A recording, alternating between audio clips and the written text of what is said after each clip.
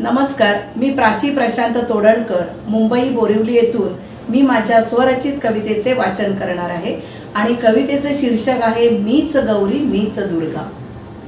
मीच गौरी मीच दुर्गा, नाना रूपात तू घेतलास माते अवतार, नाना रूपात तू घेतलास माते अवतार।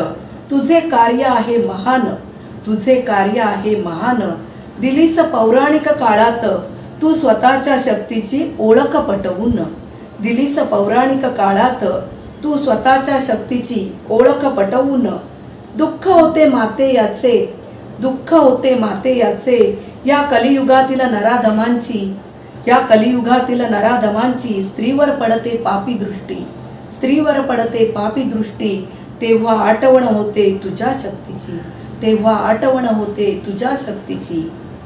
माझ्या रक्षणाची मीच घेणार जबाबदारी, माझ्या रक्षणाची मीच घेणार जबाबदारी।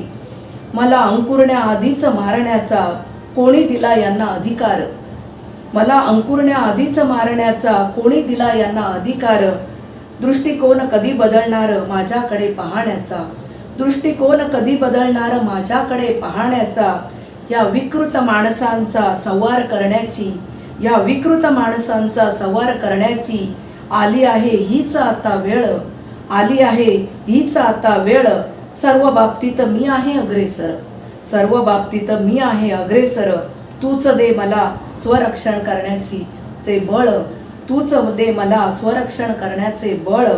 पाहणार नाहीत पापी दृष्टीने माझ्याकडे, पाहणार नाहीत पापी दृष्टीने माझ्याकडे। आता तुझ्याच रूपात मला येऊ दे, आता तुझ्याच रूपात मला येऊ दे। मीच गौरी मीच दुर्गा आहे याची जाणीव करून देऊ दे, मीच गौरी मीच दुर्गा आहे याची जाणीव करून देऊ दे। धन्यवाद।